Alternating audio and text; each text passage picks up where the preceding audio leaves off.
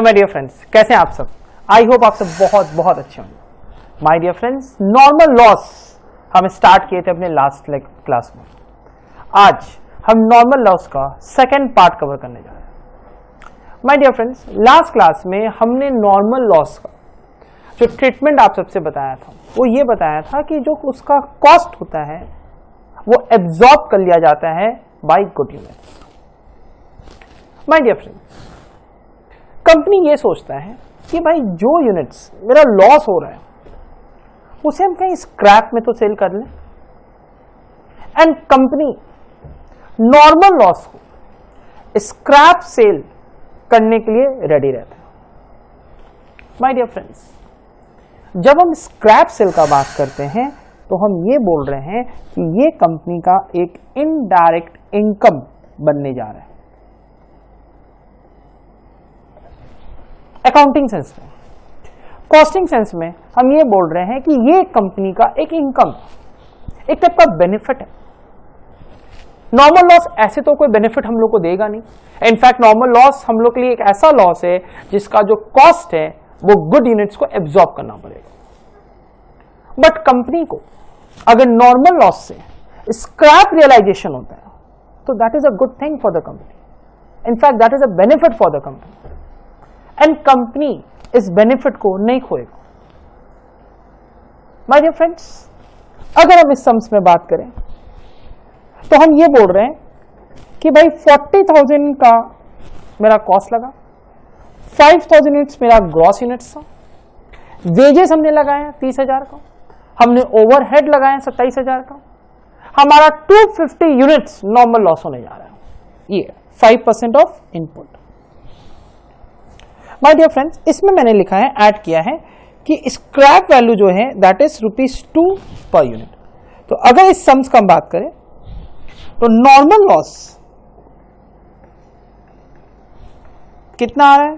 5% of 5,000 units, sorry 250 units.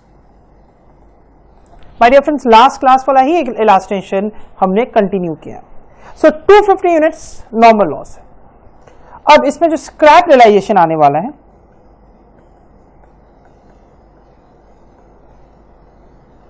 वो कितना आने वाला है? 250 into 2 equals to ₹500। So company ये बोल रहा है कि मेरा स्क्रैप यूनिट्स 250 यूनिट्स है, मतलब मेरा लॉस तो 250 यूनिट्स का हो गई, बट उस 250 यूनिट्स को हम स्क्रैप रियलाइजेशन करेंगे, हम मार्केट में स्क्रैप बोल के बेच देंगे, एंड कंपनी को ₹500 का बेनिफिट हो जाएगा। माय डियर फ्रेंड्स, कंपनी ये बोल रहा है कि ये जो ₹500 का जो बेनिफिट है इसे हम अपने कॉस्ट से एडजस्ट करेंगे। What does it means? It simply means कि मेरा जो कॉस्ट है that is 40,000 plus 30,000 plus 27,000 that is 97,000। Cost से हम एडजस्ट करेंगे। हम क्या एडजस्ट करेंगे? कॉस्ट से हम एडजस्ट करेंगे स्क्रैप यूनिट्स का बेनिफिट, यानी कि मेरा जो एक्सपेक्टेड कॉस्ट आएगा इस केस में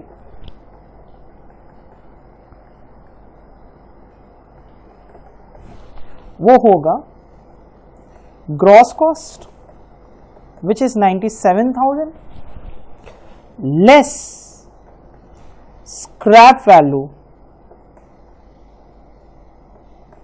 इक्वल्स टू ₹500। सो कंपनी का नेट एक्सपेक्टेड कॉस्ट कितना होने जा रहा है? ₹96,500। फिर से सुनिएगा ध्यान से। My dear friends, normal loss का कॉस्ट का हम कोई भी ट्रीटमेंट अपने प्रोसेस अकाउंट में नहीं करेंगे। क्यों नहीं करेंगे? बिकॉज उसका लॉस गुड यूनिट्स एब्जॉर्ब कर लेगा। बट अगर मेरा नॉर्मल लॉस में स्क्रैप रियलाइजेशन आ रहा है तो उस स्क्रैप रियलाइजेशन को हम अपने कॉस्ट से एडजस्ट करेंगे, because that is a benefit which is being derived by the company. Clear है? सो इस केस में 500 रुपीज का जो बेनिफिट है उसे कंपनी एडजस्ट करेगा विथ 97,000 एंड कंपनी क्या बोलेगा कि मेरा जो नेट एक्सपेक्टेड कॉस्ट है इस केस में that is 96,500। My dear friends, denominator expected units क्या होगा? So expected unit 5,000 minus 5% of 5,000 which is 4750. My dear friends, therefore cost per unit equals to expected cost divided by expected production equals to 96,500 divided by 4750 which is equals to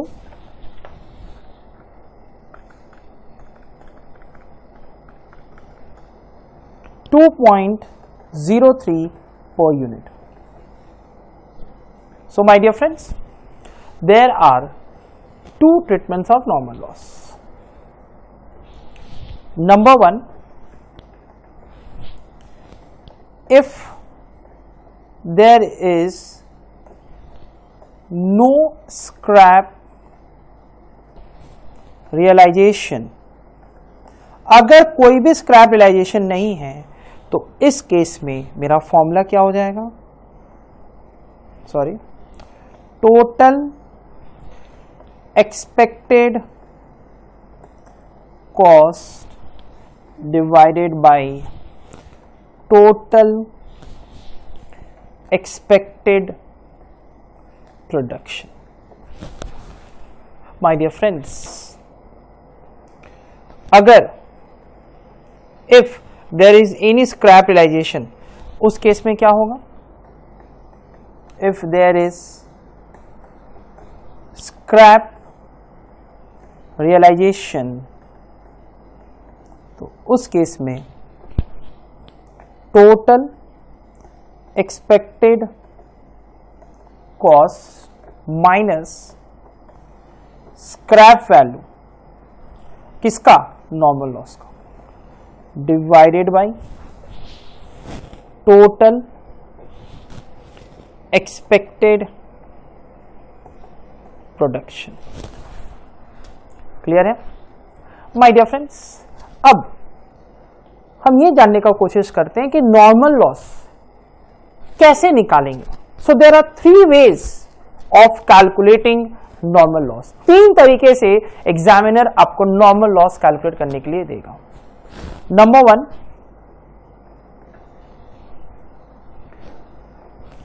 on the basis of current input और units introduced. इस case में हम क्या करेंगे? Percentage of normal loss into units introduced और current input. जैसा कि हमने इस सम्स में किया, मेरा करंट इनपुट था 5,000, उसका 5% मेरा 250 यूनिट्स मेरा नॉर्मल लॉस हो गया। एक और वे है, number 2, on the basis of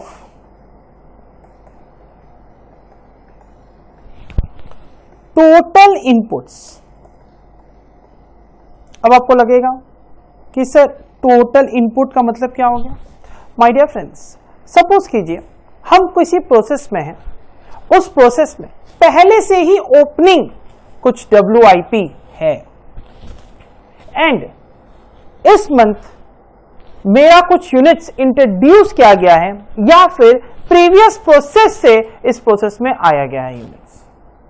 for example मान लीजिए हम प्रोसेस 2 में है।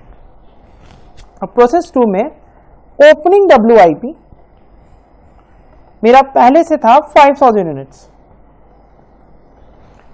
ड्यूरिंग द मंथ मेरा प्रोसेस 1 से जो प्रोसेस 2 में जो यूनिट्स आया है वो आ गया है 10,000 यूनिट्स। माय डियर फ्रेंड्स, इस केस में मेरा जो टोटल इनपुट होगा दैट इज 15,000 यूनिट्स। कैसे? Opening WIP plus units introduced. ध्यान से देखिएगा my dear friend, this is your total input. ये आपका टोटल इनपुट है। सो टोटल इनपुट में आपको अगर नॉर्मल लॉस निकालना है तो ध्यान दीजिएगा उस पर्टिकुलर सम्स में ओपनिंग WIP जरूर होगा माय डियर फ्रेंड्स, 100% होगा। वहां पर ओपनिंग WIP होगा। एंड अगर आप सब्सिक्वेंट प्रोसेस में हो तो उसमें दिखा रहेगा कि भाई प्रोसेस 1 से इतना यूनिट्स प्रोसेस 2 में आया, या प्रोसेस 2 से इतना यूनिट्स प्रोसेस 3 में आया। और अगर आप प्रोसेस 1 में ही हो एंड ओपनिंग WIP दिया हुआ है तो आपको अलग से दिया जाएगा यूनिट्स इंट्रोड्यूस्ड इन प्रोसेस 1।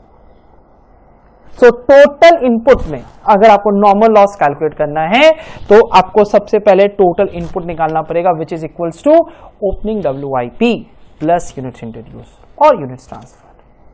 सो इस केस में हम अगर नॉर्मल लॉस निकालें तो नॉर्मल लॉस हो जाएगा percentage of normal loss into total input.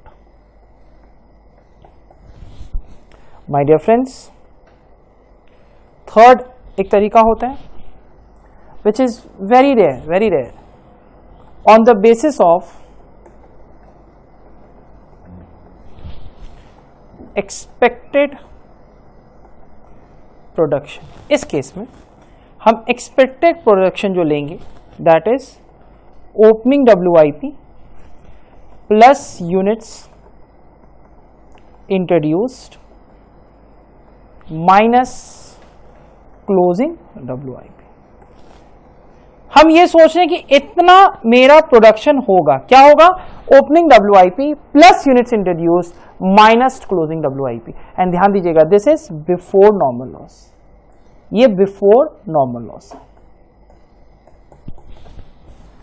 This is before normal loss. क्यों? क्योंकि नॉर्मल लॉस के बाद हम अपना एक्सपेक्टेड प्रोडक्शन से नॉर्मल लॉस को भी लेस करेंगे। क्लियर है? सो ये 3 तरीके से आप नॉर्मल लॉस को कैलकुलेट कर सकते हो। माय डियर फ्रेंड्स, अभी तक हमने 2 लेक्चर में नॉर्मल लॉस में क्या सीखा? पहले लेक्चर में हमने देखा कि भाई नॉर्मल लॉस को हम स्टैंडर्ड लॉस भी बोलते हैं, उसे हम प्री डिटरमाइंड लॉस भी बोलते हैं। हमने ये देखा कि नॉर्मल लॉस का जो कॉस्ट पार्ट होगा वो तो एब्जॉर्ब कर लिया जाएगा with good units. My dear friends, हमने ये भी देखा कि अगर नॉर्मल लॉस में किसी भी प्रकार का स्क्रैप रियलाइजेशन है या स्क्रैप वैल्यू आ रहे हैं तो उस बेनिफिट को हम अपने कॉस्ट से लेस कर देंगे।